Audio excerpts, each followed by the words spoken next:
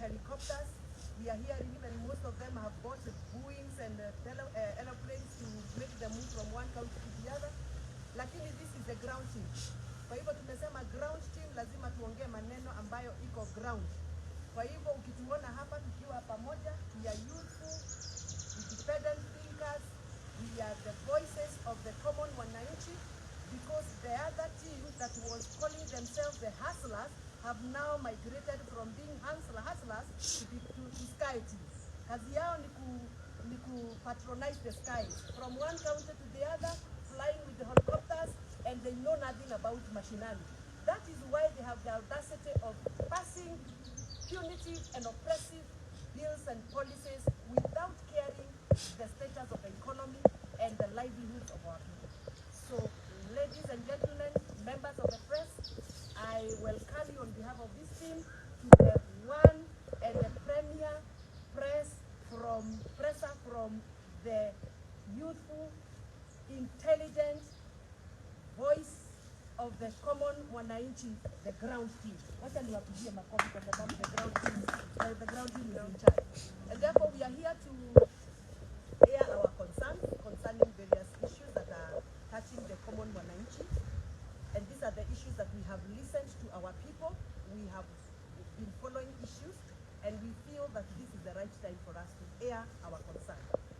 I don't know whether I should start with the first concern, because I feel that if we do not speak now that the skies are giving us rains, and farmers from Trans Nzoia, from Busia, from all over Kenya, including Kiambu, Meru, farmers are agonizing over the insensitive way of enabling them to produce from their farms or from their fields.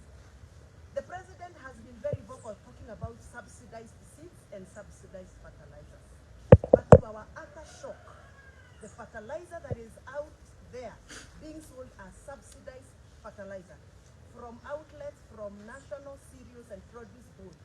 And in this case, I'm talking about the fertilizer that the farmers are receiving messages on their phone that they qualify for subsidy program. It is adulterated fertilizer. The seeds that are available are fake seeds, and we are the farmers' voice, and we must call out the minister in charge of agriculture. The minister has appeared on television and on newspapers denying that there is no fake fertilizer. Yet, we are witnessing this kind of fertilizer every day. Yesterday, I was presented with 5 bags of fertilizer that is purported to be fertilizer, but it is fake stones mixed with Danke's poo. Danke's poo is the waste from the Danke. Danke's poo mixed with stones, and it is being sold as subsidized fertilizer. We must call out this mess. The government has become so insensitive to the extent that now they are calling farmers. This is something that we want to see serious arrests. We want to know who is behind this scam.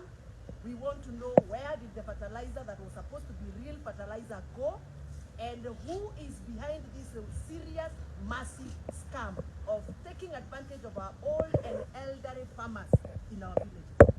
This must stop, and every farmer who has been conned must be reimbursed their money. Every farmer who has been sold to fake seeds must be compensated by the government.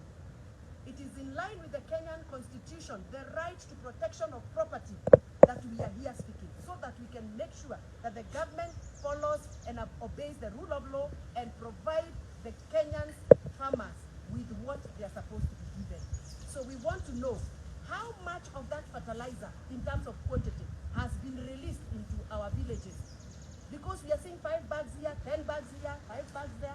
We want to see data from the Ministry of Agriculture. And the Minister of Agriculture, Bwana Linturi, must come out now and attack this issue, arrest this issue, and we want to see serious arrest being done by the ministry, by the government, and by the Ministry of Interior. This issue of conmanship must stop. Our farmers must be protected.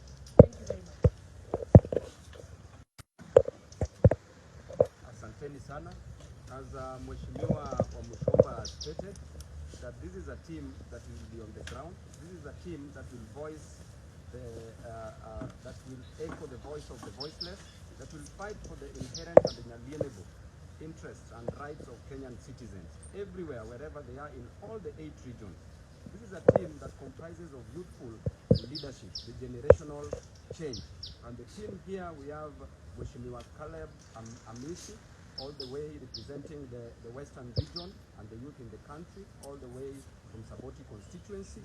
We have Mheshimiwa Wamuchomba representing the Central region. We have Mheshimiwa Charles Nguna, CNN, representing the Eastern region. We have Mheshimiwa Amos Mwago, representing from Starehe constituency, representing Nairobi and the youth in the nation. We have Mheshimiwa Catherine Omanyo, all the way from Busia, the Busia women representative, representing Western region and also the youth in this nation. And we have also our leader, Mheshimiwa Mark Mwenje, who is also from Nairobi, Kasi constituency, and also representing Nairobi and the interest of the youth in this nation. And we have myself representing also Nairobi and the youth in this nation. And therefore, we have issues that we will be addressing from time to time. And this is the team that is going to give direction in this country, because we have seen there is a little bit of laxity in opposition. And therefore, this team will take its rightful place to ensure that the interests of Kenyans, very objectively, are fought for. Not limited to holding rallies to discuss the plight and the issues affecting Kenyans, not limited to calling for maandamanos, regional maandamanos in every county, in every constituency, in every ward. And these maandamanos will better be imagined than experienced. And today we are here to talk about various issues. After that, we will be telling you a timetable on how we'll be moving as members of the press, because we want you to be part of us. And the first issue that we want to talk about is the issue of health. Mheshimiwa Wamuchomba has talked about the issue of fertilizers and the plight of farmers in various parts of this country. All the members of parliament here will talk about different issues. I want to talk about the issue of the health crisis. Right now, doctors are striking, and this is their 14th day into their strike. We don't want the government to relax, to let the doctors strike for over 100 days that happened between the year 2016 and 2017. There was a CBA, a collective bargain agreement, that was signed between the government and the doctors. And it entailed, number one, that the doctors be paid their arrears owned by the government. Up to now, the doctors in this country are owned some money by the government. Number two, that the interns, for the past 1 year, doctors who have trained, taken 6 years to train, and every year a doctor is trained with an average of around 600,000 Kenya shillings, which comes to around 3.6 million Kenya shillings.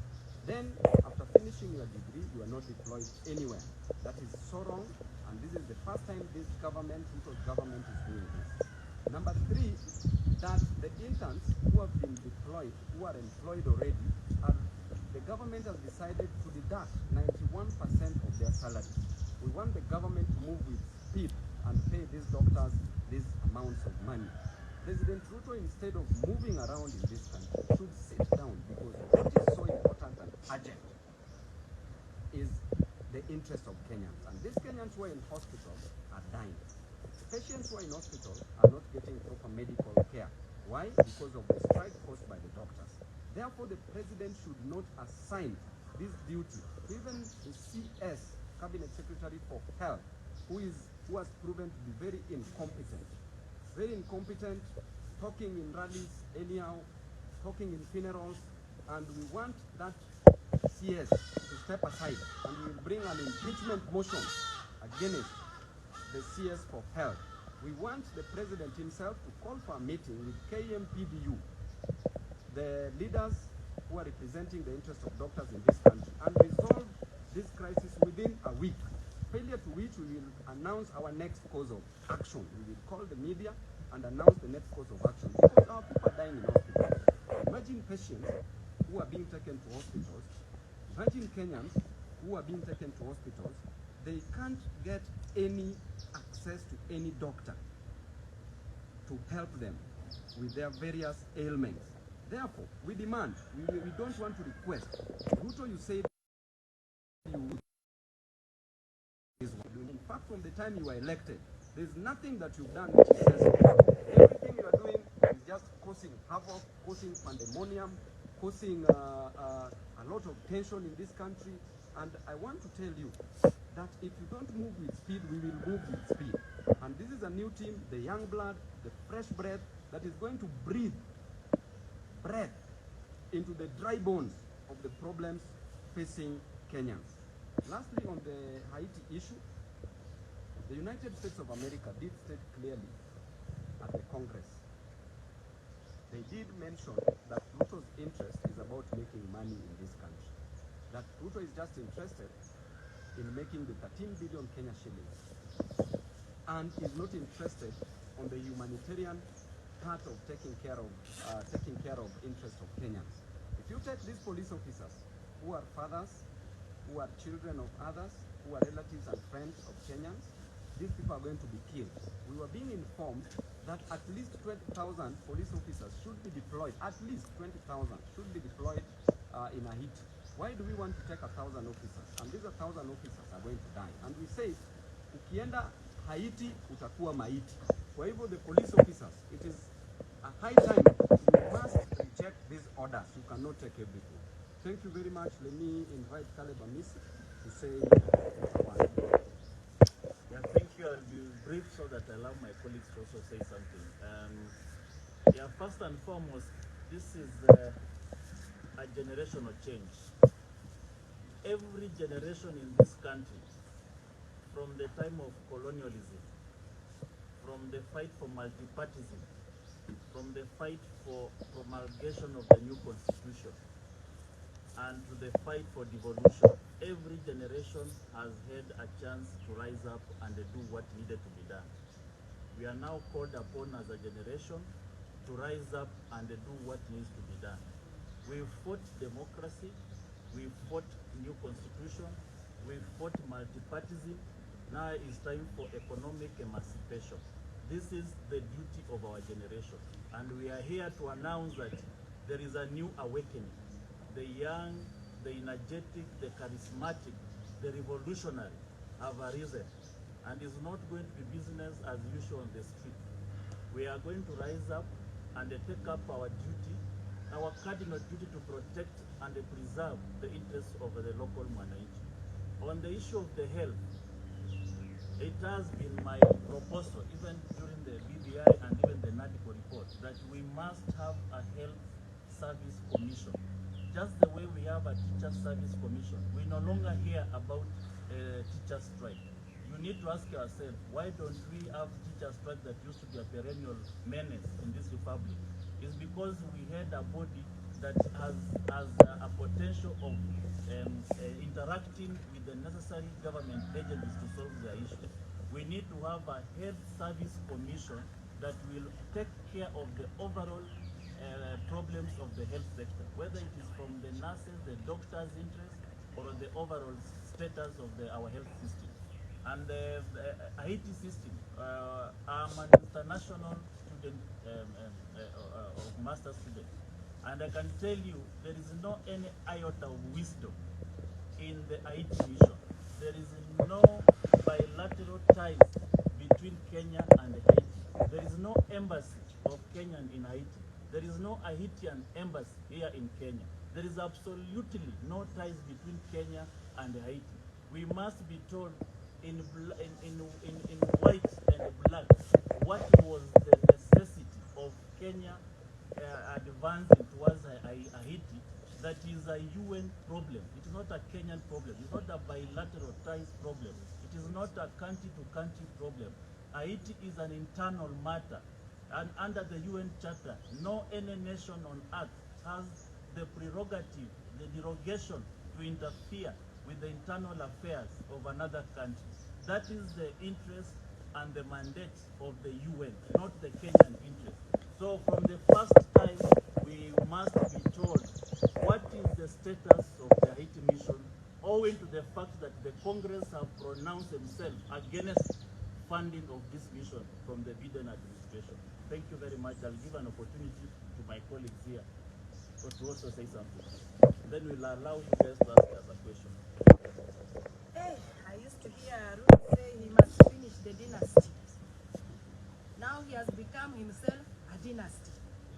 If I go back to his statement, even him, because he's a dynasty, he will be finished. You cannot be saying this dynasty must be finished, and yet you are admiring to the one. Everything that he has done or promised, it's just like a short-lived dinner party anecdote. Immediately you are done with it, you go sleep, wake up to your problems. Kenyans are suffering. Everything that Ruto is doing, selling our properties, treating Kenyan properties like personal property, selling a national bank. He's all over Mombasa Port, Kenya Seed, everything that he's been selling. My question is, how much is he saving for the future generation?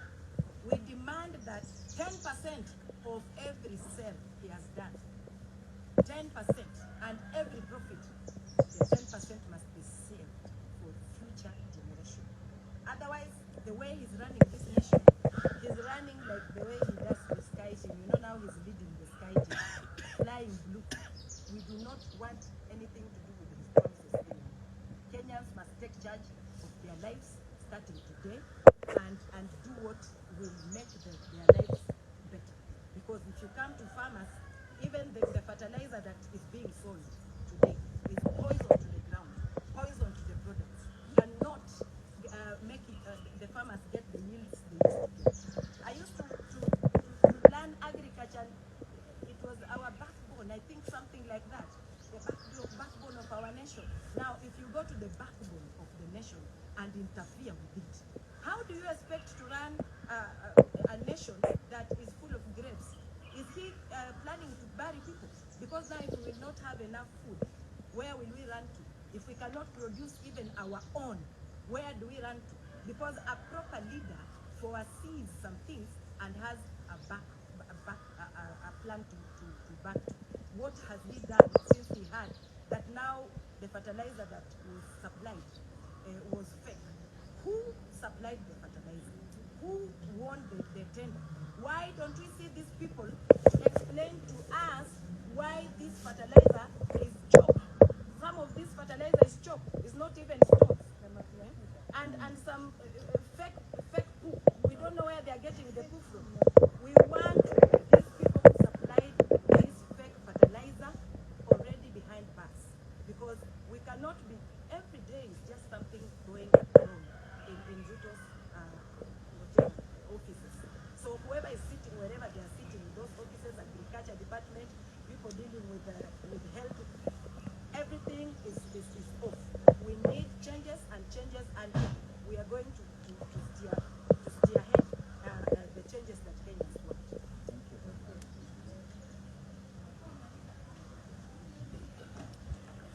Okay, thank you. We are united here as Team Ground because we cannot sit and watch as the future of this country goes down the drain. There are issues that this government is so vicious about. When it comes to passing the punitive finance bill, we saw what transpired